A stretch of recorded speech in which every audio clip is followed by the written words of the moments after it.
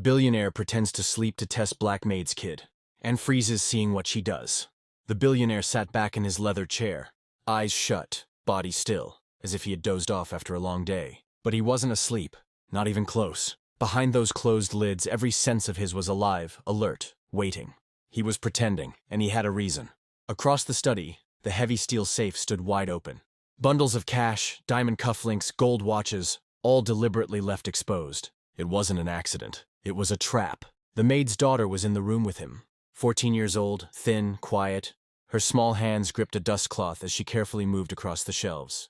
Her mother had worked in the mansion for nearly a decade, serving quietly, never once raising her voice, enduring long hours and cold commands. But tonight, her daughter had come along to help. What neither of them knew was that this girl had become the center of a test, one crafted by the billionaire himself. He had been hearing the same words for years from the people around him. At business dinners, in private conversations, whispered among the wealthy, "You can't trust people like her. They'll steal the first chance they get." Those words had sunk deep into his mind. Suspicion grew inside him, and eventually it twisted into something darker. Tonight he wanted proof, so he created the perfect setup. He left the safe open, valuables in plain sight, and asked the maid's daughter to clean his study while he rested in his chair. Then he leaned back, closed his eyes, and pretended to sleep, waiting to catch her in the act.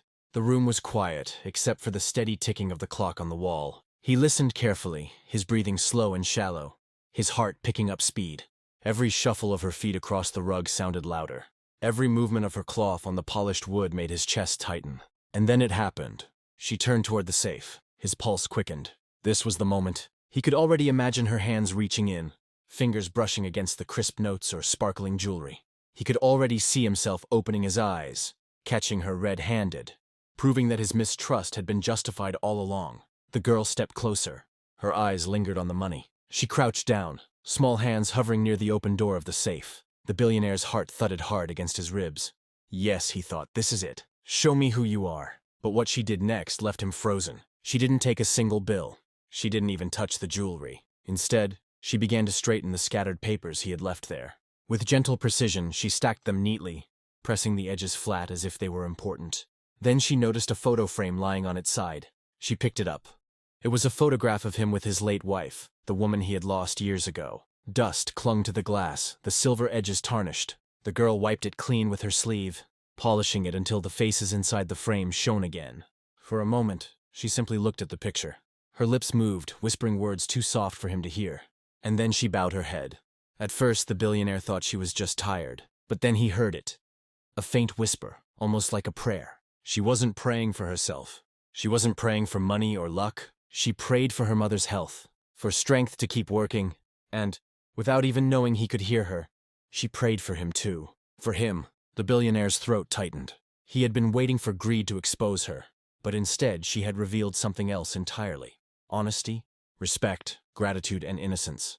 He sat there frozen in his chair, pretending to sleep, but on the inside, he felt as though the world had shifted. The trap he had set was never truly for her. It was for himself, and it had just exposed the ugliness in his own heart. When the girl finished dusting, she quietly stepped away from the safe. She didn't even glance back at the money. She placed the cloth neatly on the edge of the table, as though she wanted to leave everything exactly as she had found it. Then she slipped out of the room, silent as a shadow. The billionaire slowly opened his eyes, staring at the safe, at the photo she had cleaned, at the papers she had stacked. Shame burned in his chest. He had been ready to condemn her, ready to ruin her mother's job, ready to believe the worst. And yet the child he had judged without reason had just shown him more decency than he had seen in the circles of his own wealthy peers. That night, he didn't sleep at all. He sat in his chair, staring at the photo of his wife, thinking about the girl's whispered prayer. For the first time in years, he questioned himself, questioned the prejudice that had grown inside him like a disease. The next morning, when the maid arrived for work, he called her into his study. She entered nervously, unsure of why she had been summoned so early. He didn't mention the test. He didn't mention the safe. Instead, he handed her an envelope and said only, "For your daughter's future." Inside was a scholarship. Full tuition for her child's education. Something he hadn't planned. Something he had decided in the sleepless hours of the night.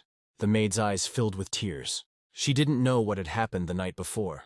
She didn't know about the test. All she knew was that her daughter's life was about to change. As for the billionaire, he never spoke of that night to anyone. Not to his friends, not to his colleagues, not even to his family, but in his heart, it stayed with him. The image of a young girl in front of an open safe, choosing honesty over temptation, kindness over greed. He had set a trap for her character, but in the end, it was his own that had been exposed. And that is the story of how one child, with nothing but honesty and quiet prayers, taught a billionaire the true meaning of wealth.